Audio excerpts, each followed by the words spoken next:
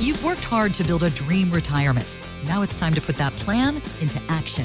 This is Retire ATL with Aaron Vincent and Matt Decker. The team at Vincent Financial wants to help you build, protect, and grow income to get you to and through retirement. Now, Retire ATL with Aaron Vincent and Matt Decker. This is the Retire ATL podcast, all powered by the Vincent Financial Group. You can get more when you visit retireatlradio.com. Thanks for subscribing. Thanks for downloading. Now, let's get to the show. Every week, we talk about the 3 key pillars to your retirement strategy. We're talking risk. We're talking building income. Now, Aaron Vincent, let's talk about that dirty word. Taxes. Taxes. That's the other pillar. I heard a commercial from one of the big box firms. And it was like, we're going to help you build a tax-free retirement. Give us a call right now. That sounds too good to be true. Is that possible, Aaron Vincent, to have a tax-free retirement, or is that all just clickbait? It's possible. And I would say you should call them. Now, here's why. I mean, and then call us and let me know what they say. Right. No. Give us the answers. No, it is possible.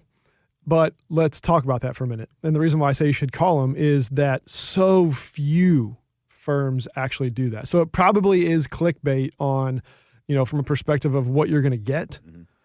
But is it true? And the reason why I say that, it's not conjecture. It's like one of the things that we offer to Metro Atlanta, our listeners, is you want a free second opinion, you want a portfolio x-ray, you want to talk about this without any obligations, making any promises, without us charging you a fee, we'll do that for you. Mm-hmm. People take us up on that offer, as I hope they would. Yeah. And we find all the time, we'll ask a question, okay, I see this in your portfolio. I see that you're making this move. I see you're funding this account. Can you tell me why that is? And sometimes the answer is, well, I think my advisor said I should do that because it's a tax benefit. Mm.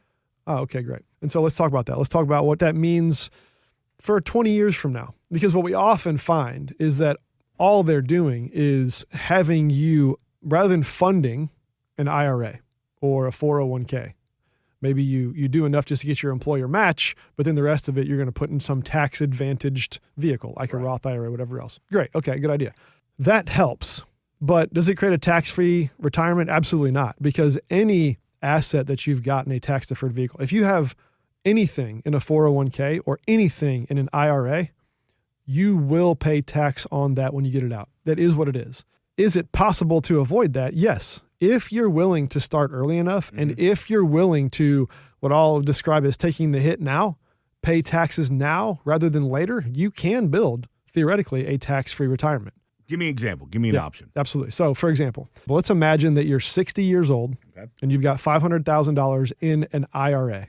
Okay. That's your only tax-deferred vehicle. Everything else that you have is either non-qualified or Roth. That's your only tax-deferred vehicle. So you can, over the next, let's say, 7 or 8 or even 10 years, basically, as the tax code shows it now, you've got till your early 70s before you're going to be forced to withdraw the money from your IRA. Mm-hmm. Uncle Sam's going to come knocking in your early 70s, and they're going to say, hey, you haven't spent this money yet, therefore you haven't paid taxes yet. We want it, so you're forced to spend it now. All right.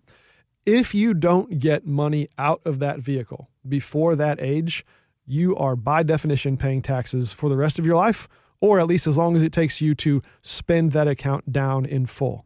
Here's the problem with that, is if you are withdrawing a certain income per month from, let's say, Social Security, and that can be taxable. We don't have time on, call us to talk about the reality of that, but that can be taxable. And then you begin to withdraw money from your 401k, your IRA, or you wait till your early 70s and you're forced to withdraw it. That may kick you into a whole nother tax bracket, because if you're going to withdraw, just easy math here, 10% of your IRA starting in your early 70s, the example that we showed, $500,000, that's $50,000 a year plus Social Security. Who knows what the tax brackets are going to be in 20 or 30 years? You're by definition now. You found yourself. That's a very common example, by the way. I mean, that is middle America all day long. If that's your by default plan, then no, you cannot have a tax-free retirement. It's too late when you're at your early 70s to figure that out. However, let's rewind a little bit.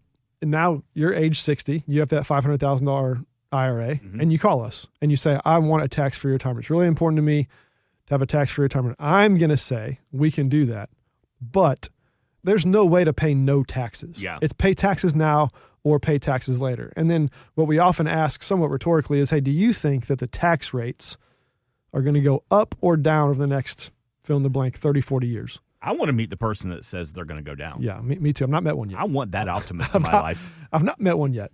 The reality is that if you're deferring those taxes till later, you're compounding your problem. And so what we can do is we can begin to draw down that IRA and convert that, pay tax on it, and convert those dollars into your Roth IRA, as an example, so that when you begin to withdraw money, whether that's in your 60s or you wait till your 70s, in our example earlier, it was your 70s, everything that you draw from that Roth is completely tax-free. And that's a very simple example. I mean, look, we all know that there are so many different what ifs and if this, then that. So, well, my situation's this different. Okay, yes, of course, we can't describe everything here on the air. But is it theoretically possible to create a tax-free retirement? The answer is yes, but it requires so much planning and some early action on your part, planning on our part, action on your part, that if you just have a default sort of, I'm going to deal with it as it comes, it can't happen. And so I want to make it very clear. One of the things that we talk about, we joke about is, or an analogy that I use is when I was a kid, every now and then I got in trouble. Yep. And my parents, I've got good parents. They didn't let me get by. If I got in trouble and I got caught, there wasn't no like, hey, do better next time. No, there was a consequence for that. Right. And I got to a certain point where they let me choose. Hey, you can either get a spank now or you can be grounded for a week. We're going to let you choose. You're going to get a consequence, but you get to choose the consequence. Well, what a mind bender for an 11-year-old, right? Or 10, whatever I was, 10 years old. 26. Yeah, I was 26. And so my situation was this. I got to choose, okay, pain right now. It's going to hurt to get a spank right now, but it's going to be done in like 5 minutes and I can go play. Or I can avoid the pain, no physical pain, but I got to sit in my room and watch my friends play outside out the window for the next week. Mm-hmm. You can decide which one you prefer. But when it comes to a situation where, in this example, paying taxes now, so getting money out of your tax deferred vehicle, paying tax on it at today's tax rates, and taking the leftover and putting it into a Roth, for example, and letting that grow tax-free, and then withdrawing tax-free later, that's pain now because you have to pay taxes now. The problem with that is if you have a CPA or an accountant, they're trained to look backwards. They're trying to save you money on last year's taxes. Usually the best way to do that is to contribute more to a tax-deferred vehicle, which gives you a tax break on your current income. Those two things can't both happen and create a tax-free retirement. The other option, if I don't choose the spank, aka the Roth conversion, I just choose being grounded, well, I get to not experience any pain now, but just experience pain by paying taxes every single year for the rest of my life at whatever rate the government decides to charge me, because there's no guaranteed tax rates. There's no way to know what your tax rates are going to be in 20 years. Right. They could be a whole lot more than they are now. And so that is an analogy that we use that helps people kind of quantify and realize like, okay, there's no silver bullet. There's no way to say, is there a way I can move this money around now and not pay taxes? The answer is no. Not if you want to stay out of jail. But there is a way if you're willing to make some tough choices now to get money over the fence, as I call it, and have a tax-free retirement. It's possible. You want the spanking now, but get it over with, or be grounded. The pain lasts a little bit longer. Yep. And if let's say you're younger, I used a 60-year-old. You've already got a bunch of tax-deferred money saved up. Maybe you're younger and you have the option. I don't want to contribute to an IRA or a 401k. I do not want to save up tax-deferred dollars. Why don't I just get money in a tax-free vehicle now? Well, you should know that a Roth IRA isn't your only option. Mm-hmm. Now, yet again, I can't just prescribe things over the air. So if you want to talk about those options, you got to call us, 770-741-0120. We like to be proactive as often as possible, but we can be reactive and solve or help with some tax issues as well. And I tell you what, back in the day when Dad would spank me, and I got spanked growing up, him grabbing that belt was like starting the damn lawnmower. Here we go. Here we go. My mom, she had the paint stirrer. Oh, yeah. And then she would pop us on the back of the leg, right above the knee. Yeah. The fatty part of your leg. Man, that stung like a son of a gun. The paint stirrer, the wooden spoon, the remote control, the wire hanger, whatever's handy. Switch, yeah. Graham made me go in the backyard and go pick out your switch. I'm like, I'm picking the weapon that she's about to beat me with. Mm-hmm. Did you ever get spanked in elementary school? Not by the teachers. Right. I did get spanked at home for sure. But no, I don't know how I avoided that, but I don't have any memories of getting spanked in the school building. It had just stopped when I got into elementary school, but my brother did. And, man, he had that big paddle. My brother – now, it didn't work. My brother's still a big pain in the butt. But listen, back in the day, my goodness, how things have changed over the year. 770-741-0120. Again, 770-741-0120. Talk about your tax strategy here this weekend on Retire ATL, all powered by the Vincent Financial Group. With speaking of outdated, so obviously there's no more. I feel bad for teachers. They can't even chastise kids. How many problems anymore. would be solved today if they could still spank in school? And why can't I still smoke in school? Here's the other question is, those are situations that are outdated, that aren't used anymore. But for what you do, Aaron Vincent, in your industry, are there any retirement rules that have become outdated, not accurate anymore? There absolutely are, Mark. One of those, it's funny you say this, is actually has the word rule in it. Right. The 4% rule. For a long time, and this has been debunked, I don't know how many times, the rule to measure what income you're going to get in retirement was the 4% rule, the 4% safe withdrawal rule, which just simply meant that you could withdraw 4% of your savings each year and never run out of money. That's the idea. It's been debunked many times over in that sometimes the number's more. You possibly could have a 6% safe withdrawal rule and not ever outlive your investments, your income. But for some, depending on timing, if you withdraw 4%, you're going to run out of money well before your life expectancy. And so that rule on an island kind of by itself is a terrible way to just simply measure if you're on track or off track. I mean, there are so many factors that go into whether or not that works for you. It's too big of a risk to just let that be your determining factor of have I saved enough or not. Not going to work. I mean, we just talked about taxes, and that's a big part of it. It really depends. If you withdraw 4% as your income and it's in a tax-deferred vehicle and you haven't measured what the tax effect of that's going to be, well, then the thing's already broken. So that one has been debunked many times over. Another one, and this is one that's a little bit less mathematical, but more sort of emotional. I guess there's some math involved into it, but there are constantly, I see articles, I see books, I see headlines on how much does it take to retire in 2025? What's the number? You know, whatever it is. One article says it's 1.2 million. One article says it's 3 million. Like a certain number of savings. And, you know, again, that's such a moving target that anyone who's just using that without the kind of behind the scenes analysis to go into what is that number. So if $1.5 million just randomly is your number, well, why? And if you can really spell out why, well, here's the tax consequence. Here's what I want to spend each year. Here's how much I intend to draw from this account versus that account. You know, Social Security is going to kick in at this year. It's this much. Like without that level of detailed tax and income planning, that random number of $1.5 million is what I need to save to retire is just a guess, a roll of the dice at best. Right. At best. But amazingly, it's still one of the most common things we hear. Well, you know, I'm not quite at 1.5 million yet, so we got to work one more year. What is 1.5? Like, what does that even mean? And so there's a bunch of them. You hear this often. People say that I want to be 100% debt-free in retirement because my grandfather went into retirement. He didn't have any debt and he lived his best life. Is that rule still applicable in 2025? Do you recommend that we pay off our mortgage? We make sure everything's taken care of before we retire? Well, look, there are two ways to get the equation correct, right, for your retirement. One of them is, on this side of the equation, is to save enough. I need my income to be X amount. And so therefore, to derive that income, I need to save this amount. That's an important exercise. You should have that. Another way to balance the equation, if you will, is maybe I'll pay off more debts so that my income needs are less. Therefore, I would need to save less. Both are true. Which one's better? Well, now we get into the details. Yeah. So should you pay off your mortgage or should you not? Well, we always say there are two sides to every coin, two sides to every decision. One side we'll call just the black and white mathematics, no emotions, no presupposed assumptions. I don't care what you think or how you feel. This is the math, black and white. That's one side of the coin. The other side of the coin is how you feel about it, right? Is, well, yeah, but you know, I want to enjoy my retirement and how I feel does matter. And this is true. I think it does. It's not that one side's more important than the other. But for example, we have some folks come in and say, look, whether I've saved enough or not enough or whatever the analysis tells me, I'm not going to be able to lay my head down at night and quit my job and retire while I've still got a mortgage payment. Okay, if that's how you feel, that's the feel side of the coin, right? And we should take that into consideration. That's important because it's your money and it's your life and it's your savings. And if you feel that way, if you feel like you haven't accomplished enough to retire while you still have a mortgage, then we got to deal with that.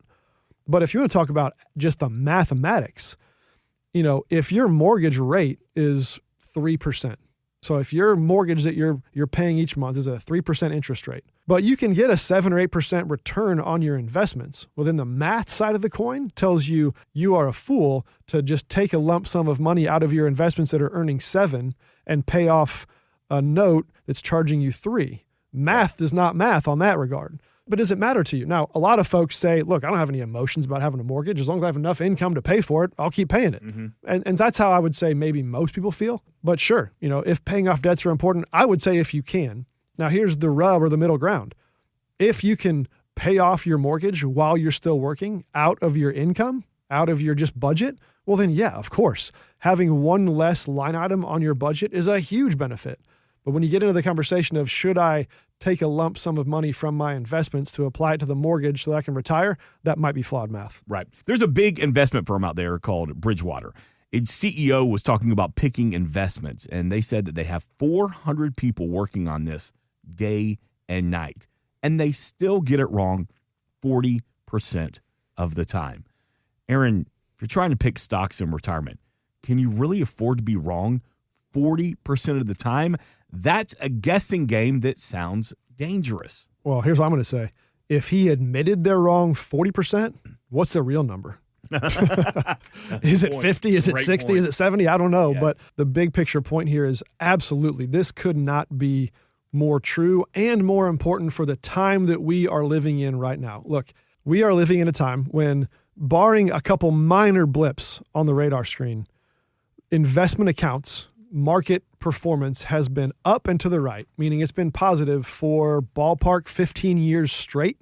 When you're in that environment, whether you're a DIYer or you've kind of been just letting it go in your 401k and just letting it grow, or maybe you have a financial advisor and you're just kind of, things have been going well, you're seeing your account balances grow, and so you're not really questioning it. That is a very dangerous place to be when we're on this side of really good markets for a long time. Again, the lullaby effect.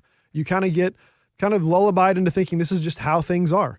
And a lot of people, oh gosh, if I could just have the one characteristic that I would say that is common amongst our most happy, I don't just mean most successful from a dollars in the bank perspective, right, but our most satisfied, happy, successful retirees, is they had one key trait, and that was decisiveness. I got some new information and I was willing to make a decision off of it. I didn't fall prey to the lullaby effect. That's the most, if I could give all of my clients or all the prospects I talk to that trait, that's the one I would give. It's not who has saved the most money. Mm-hmm. And that's the issue with this is that, look, it's proven time and time again, picking stocks, responding to what's hot right now and what's working right now. That is a way, I guess you could say, to grow a portfolio. I mean, you could argue that 40% of the time you're wrong. Is it a good way? I don't know. But you could argue it's a way to be in a growth portfolio and to grow a portfolio over time. It's a terrible way to manage your retirement account. What I mean by that is there is a difference between I'm working, I'm saving, I'm growing portfolio and I'm retiring, I'm taking income, I need safety portfolio. Those two things are not the same. And to use yesterday's logic, what you used to do to address today or tomorrow's issues is the most common way to fail in this category. And so, yeah, 40% of the time being wrong is a dice roll. I mean, look, if you were going to get on an airplane and on the intercom, the pilot says, hey, just so you know, good news, we're on a good run here. Yeah. About 40% of the time I fly a plane, it crashes. Hey, don't worry, it's only a 2-hour flight. We should get there on time. We might be okay. The ratios say it's in our favor. Well, I mean, geez, like you wouldn't get on the flight. Chicken on this flight's going to be amazing. So I could tell my doctor, and he's like, look, 40% of your diet's really bad. But I'll flip that and say 60%, it's great. But regardless of kind of the details of the situation, anytime you've done this much work, you've worked for 30, 40 years and saved, you've got your life's work. You've got what you have to show, at least financially, for your life's work is here in front of you on paper. And you're going to dice roll on being wrong 40% of the time. I think any of us, if we looked at it through that lens, would make a different decision. The problem usually is it's not presented that clearly. We kind of get comfortable with the way things have been and kind of go with the tide. And so, again, whether you're a do-it-yourselfer, you got a financial advisor, or it's just your financial advisor has been your 401k provider for over the years, either way, you have got to take a look at this and make sure that the logic used, the rationale used for what is being held in your investment account isn't a stock picking strategy and what's hot right now. That can't be the way to migrate from a growth portfolio into a more appropriate retirement portfolio. You do not want to play the dice roll game with those kind of stakes. Insurance products are offered through the Insurance Business Advanced Planning Group. Vincent Financial Group is an investment advisory practice that offers products and services through Impact Partnership Wealth, LLC, IPW, a registered investment advisor. IPW does not offer insurance products. The insurance products offered by Advanced Planning Group are not subject to investment advisor requirements. Advanced Planning Group and IPW are not affiliated companies. Investing involves risk, including the potential loss of principal. Any references to protection, safety, or lifetime income generally refer to fixed insurance products, never securities or investments. Insurance guarantees are backed by the financial strength and claims-paying abilities of the issuing carrier. This podcast is intended for informational purposes only. It is not intended to be used as the sole basis for financial decisions, nor should it be constructed as advice designed to meet the particular needs of an individual situation. Vincent Financial Group is not permitted to offer, and no statement made during this show shall constitute tax or legal advice. Our firm is not affiliated with or endorsed by the U.S. government or any governmental agency. The information and opinions contained herein provided by third parties have been obtained by sources believed to be reliable, but accuracy and completeness cannot be guaranteed by Vincent Financial Group. This podcast is a paid placement.